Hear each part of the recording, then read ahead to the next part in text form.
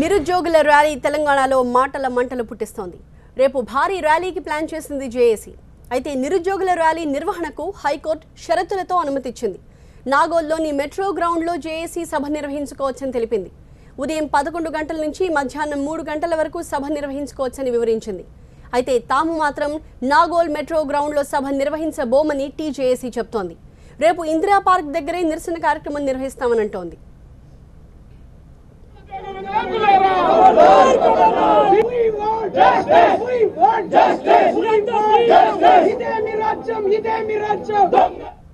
ముందనుకున్న ప్రకారమే రేపు ర్యాలీ నిర్వహిస్తామని టీజేఏసీ స్పష్టం చేసింది. ఎక్కడ అడ్డుకుంటే అక్కడ శాంతియుతంగా నిరసన దీక్ష చేస్తామని చెప్పింది.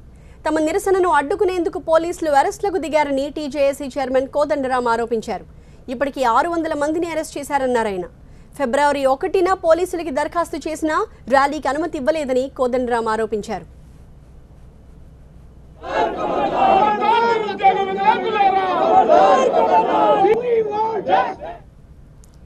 రేపు నిరుద్యోగుల నిరసన ర్యాలీలు నిర్వహిస్తామని చెప్పారు టీజేఏసీ చైర్మన్.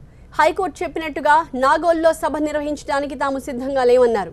అక్కడ కనీస సౌకర్యాలు లేనందున సభ నిర్వహించలేమన్నారు. అందుకే నిరసన తెలిపే హక్కుని వినియోగించుకుంటామన్నారు కోదండరాం.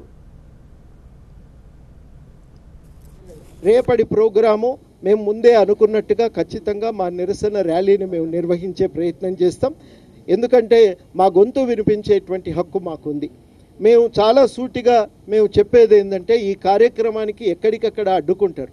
ఎక్కడ అడ్డుకున్నా మీరు అక్కడ దీక్ష చేసి శాంతియుతంగా మీ నిరసనను తెలియజేయవలసిందిగా కోరుతా ఉన్నాం.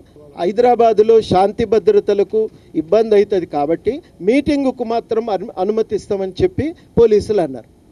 హైదరాబాద్లో మీటింగ్ అంటే అర్థమైంది హైదరాబాద్ నగరం నడుమధ్యలో అనుమతి కదా. ఆ అనుమతి ఎక్కడ ఇవ్వాలి? మీకు అది సాధ్యం కాదనుకుంటే నిజాం కాలేజ్ గ్రౌండ్స్లో ఇవ్వచ్చు కదా. నిజాం కాలేజ్ గ్రౌండ్స్లో ఇది మొదటి సభ, ఇది ఆఖరి సభ అవుతుందా? ఇదివరకు సభలు కాలేదా నిజాం కాలేజ్లో? నిజాం కాలేజీ పోనీ గ్రౌండ్ అందుబాటులో లేదా? ఉన్నది కదా.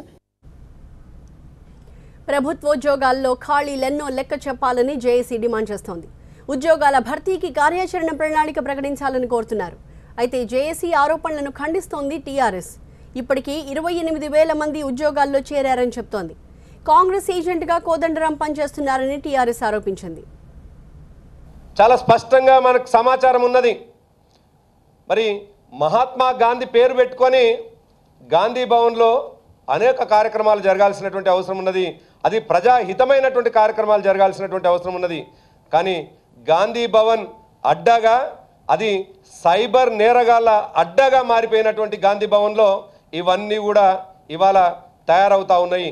ఇటువంటి అనవసరమైనటువంటి ప్రచారాలు చేసి ప్రసారాలు చేసి సోషల్ మీడియాని వాడుకొని ఈ మధ్య చాలామంది పెద్ద మనుషులు సోషల్ మీడియానే ఆయుధంగా వాడుకుందాం, తద్వారా చాలా విషయాల్ని ప్రజలకు పోవచ్చు అని ఈ మధ్యకాలంలో ఒక ప్రధానమైనటువంటి పెద్ద మనిషి మాట్లాడినట్టు కూడా మనం వార్తల్లో చూసినాం. ఇవన్నీ చూసిన తర్వాత మరి తప్పకుండా ఇటువంటి నేరాలు చేస్తున్నటువంటి వారి పట్ల అప్రమత్తంగా ఉండాల్సినటువంటి అవసరం ఉంది. ఇది ప్రజలు అర్థం చేసుకోవాల్సినటువంటి అవసరం ఉన్నది. ప్రజలే కాకుండా ఇవాళ నిరుద్యోగ యువత చక్కగా చదువుల వైపు ఉండి పరీక్షలకు ప్రిపేర్ అయ్యి తద్వారా ఉద్యోగాల వైపు ఆలోచన చేస్తూ ఉంటే లేని గందరగోళాన్ని సృష్టించి తద్వారా మరి రాజకీయ లబ్ధి పొందాలనుకుంటున్నటువంటి వాళ్లకు తప్పకుండా గుణపాఠం.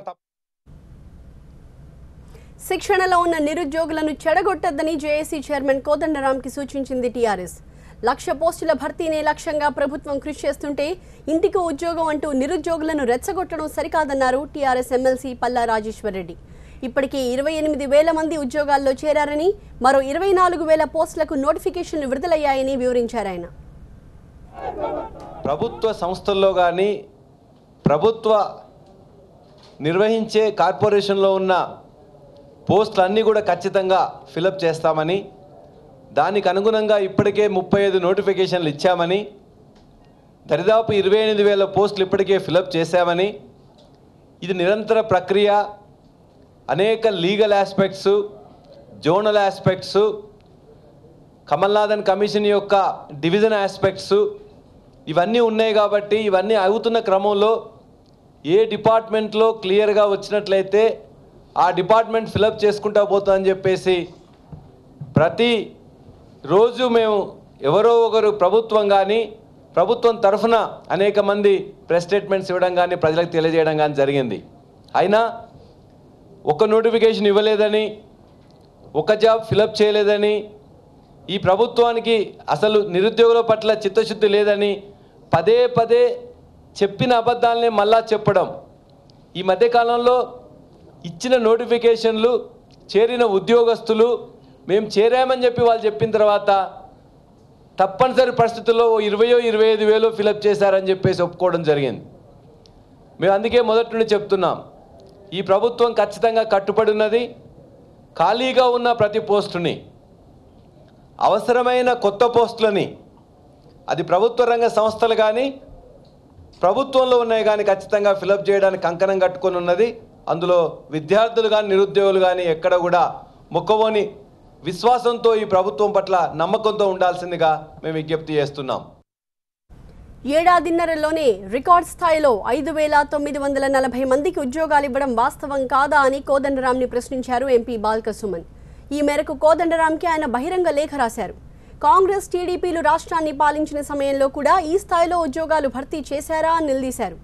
కాంగ్రెస్ 10 ఏళ్ల హయాంలో కేవలం 10,000 లోపు ఉద్యోగాలనే భర్తీ చేశారని సుమన్ గుర్తు చేస్తున్నారు. దీంట్లో కూడా తెలంగాణ నిరుద్యోగులకు దక్కిన వాటా చాలా తక్కువ అన్నారాయన.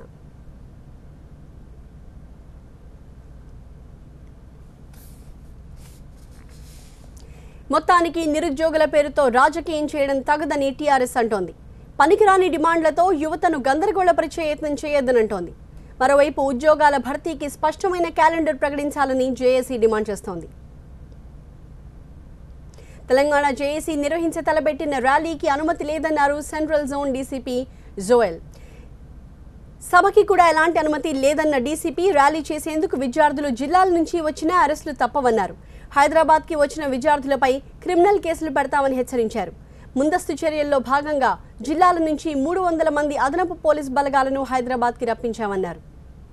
టీజాక్ కార్యకర్తలు పిలుపు ఇచ్చిన ర్యాలీకి కానీ పబ్లిక్ మీటింగ్కి కానీ ఎలాంటి అనుమతి లేదు కాబట్టి హైదరాబాద్ సిటీకి జిల్లా నుంచి కానీ సిటీ అవుట్స్కర్ట్స్ నుంచి కానీ ప్రజలు ఎవరు ఈ ర్యాలీ సంబంధించి లేకపోతే ఈ పబ్లిక్ మీటింగ్ సంబంధించి రాకూడదని కోరుతున్నాము.